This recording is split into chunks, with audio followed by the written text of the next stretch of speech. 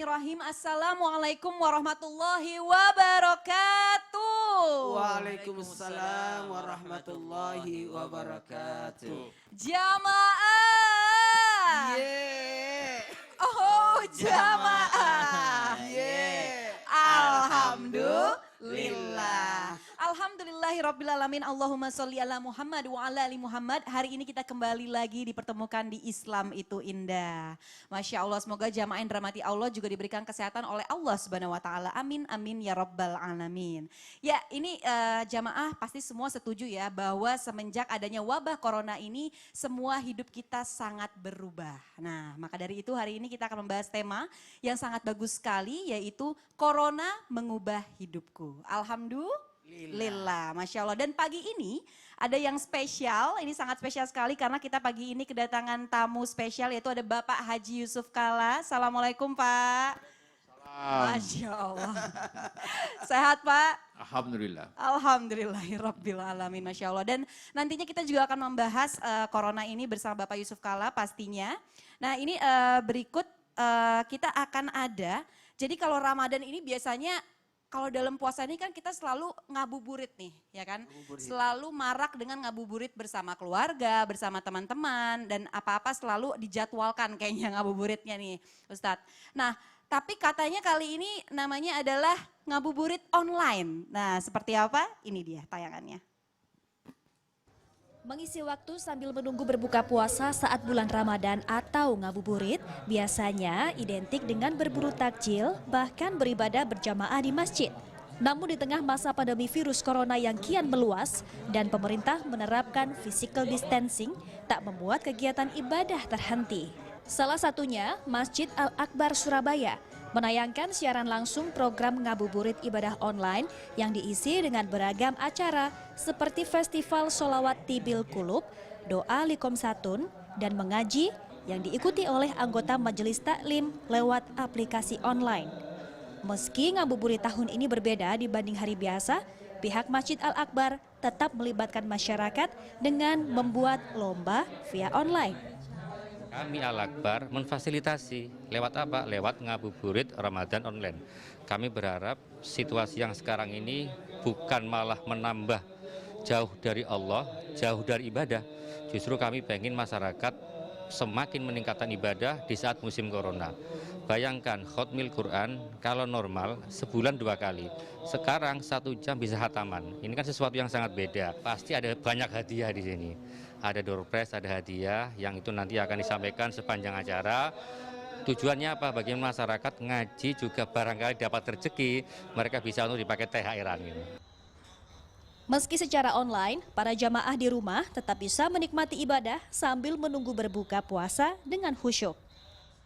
Ya, ini Masya Allah luar biasa sekali ya. Jadi tetap memanfaatkan waktu dengan ngabuburit online. Jadi bukan hanya meeting saja, tapi juga tausiah pun bisa lewat online ya Pak Ustadz sekarang ya. Masya Allah, tetap jalan. Iya benar, apalagi juga bagi anak-anak sekolah juga sekarang sudah home learning semuanya. Nah ini Ustadz Syam bagaimana nih dalam menanggapi video tersebut, apakah pada zaman Rasulullah adakah ini ngabuburit seperti ini gitu loh. Seperti apa sih pada zaman Nabi pada saat itu? Bismillahirrahmanirrahim. Yang menjadi masalah kepada kita bahwasanya kadangkala kita merasa WFH ini work from home atau study from home atau learning from home membuat kita kebanyakan waktu. Oh enggak. Kata Al-Quran, wal asri innal insana lafi khusrin illal ladzina amanu wa amilus salihat. Sungguh mereka semua rugi kecuali orang-orang yang beriman dan beramal saleh. Jadi entah dia bekerja di dalam rumah ataupun di luar rumah, yang penting mereka tidak menyia-nyiakan waktu. Kalau bertanya di zaman Rasulullah, maka di Al-Quran disebutkan, wasbir nafsaka ma'al ladzina yad'una rabbahum bil ghadati wal 'ashyi yuriduna wajhah wa la ta'adu 'ainaka anhum turidu zinatal hayatid dunya. Dalam surah Al-Kahfi dijelaskan bahwasanya mereka berzikir al-ghadati wal 'ashyi.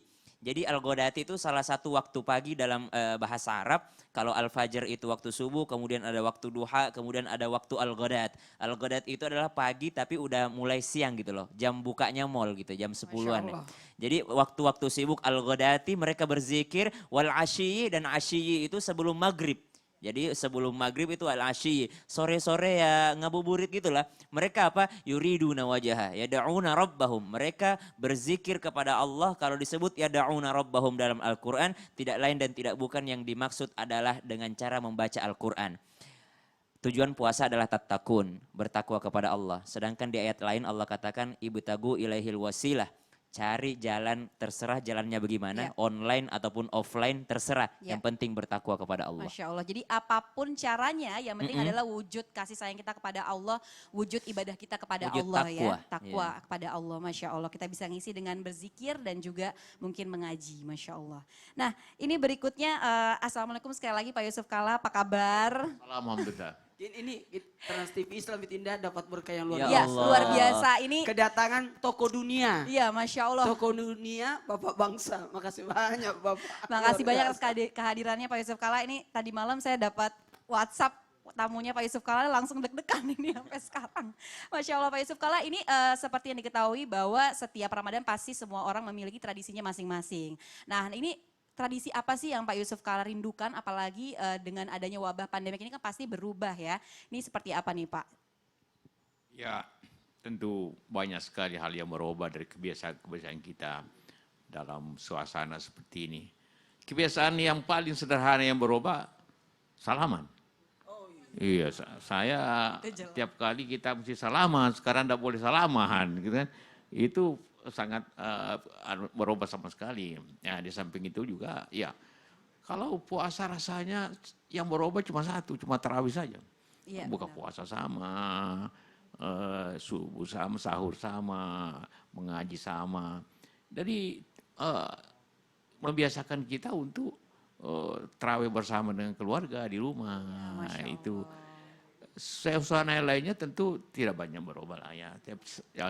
Yang paling tidak ada ya bisa katakan di salaman, Salaman dan dan tarawih. kebiasaan disiplin. Karena begini, apa yang paling penting sebenarnya yang merubah hidup kita yang dalam hal positif ialah suasana sosial saling tergantung satu sama lain. Iya benar. Kalau saya tidak disiplin, Anda yang kena. Kalau yang Anda tidak disiplin, saya yang kena. Itu begitulah, jadi kita tergantung satu sama lain. Orang tidak bekerja, maka mestinya orang yang mampu harus membantu yang lemah. Orang pintar, dokter bekerja dengan penuh pengabdian kepada yang sakit. Yang sakit juga harus hati-hati. Jadi ketergantungan sosial ini sungguh, jadi sebenarnya bukan social distance, justru bukan jarak sosial, justru sosial itu harus lebih dekat. Dalam artian tanggung jawab masing-masing untuk agar masyarakat ini bekerja. Masya Allah. Kedekatan kita banyak waktu bulan puasa ini beramal, mengaji dan sebagainya, itu penting. Masya Allah. Terima kasih banyak. Jangan hanya lihat kesulitannya. Iya benar. Terkadang sisi kita positifnya. hanya fokusnya kepada kesulitan ya. Masya Allah, terima kasih banyak Pak Yusuf Kalla. Jadi ya tadi yang seperti Pak Yusuf Kalla bilang, jadi kita jangan hanya fokus terhadap musibahnya, keburukannya saja, tapi kita juga harus fokus bagaimana hikmah yang Allah berikan kepada kita semua. Masya Allah, terima kasih banyak. Ya ini berikutnya ternyata dampak corona itu memang jadinya ini bikin semuanya hal-hal yang biasa kita lakukan menjadi berubah dan memberikan dampak juga kepada masyarakat kita. Dan seperti apa? Ini dia tayangannya.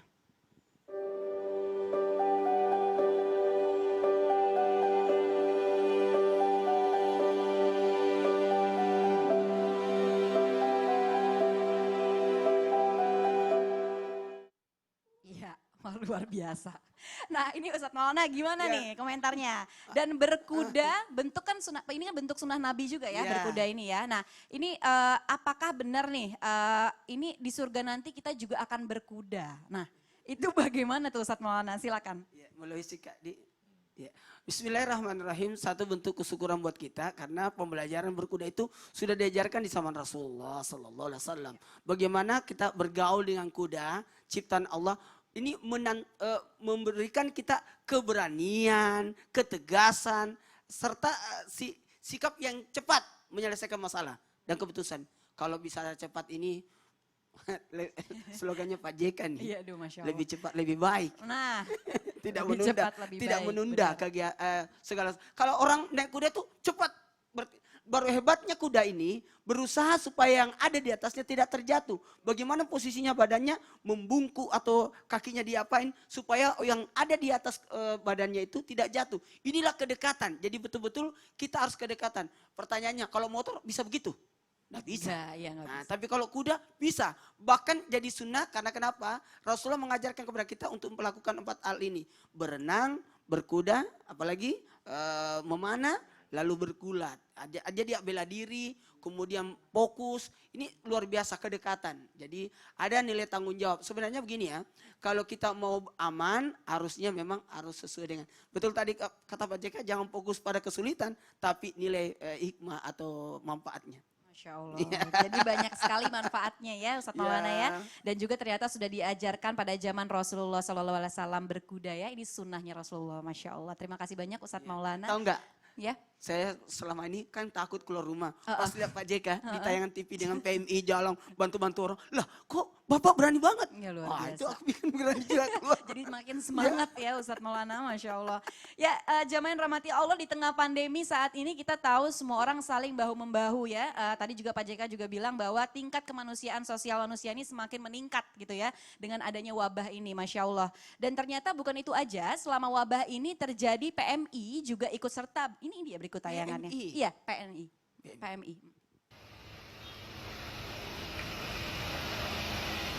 Penyemprotan disinfektan ke sejumlah wilayah di Jabodetabek menggunakan mobil gunner akan dilakukan Palang Merah Indonesia mulai dari pukul 8 pagi hingga 10 malam.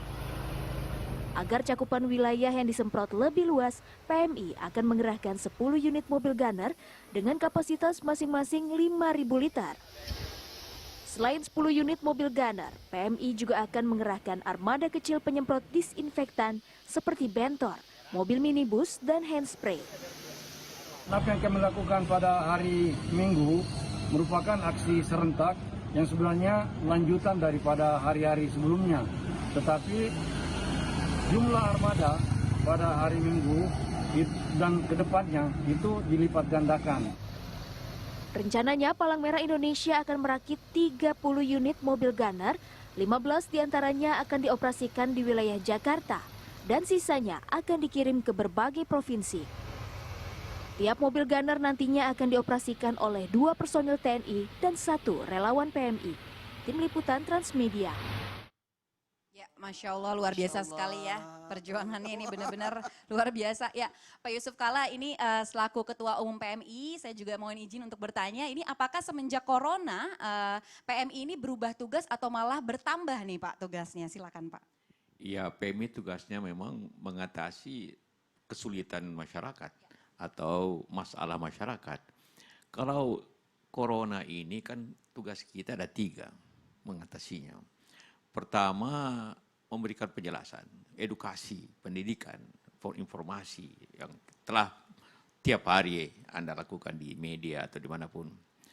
Kedua, bagaimana kita mengatasi kesulitan ini, mengurangi penderitaan. Ketiga, pengobatannya kalau kena.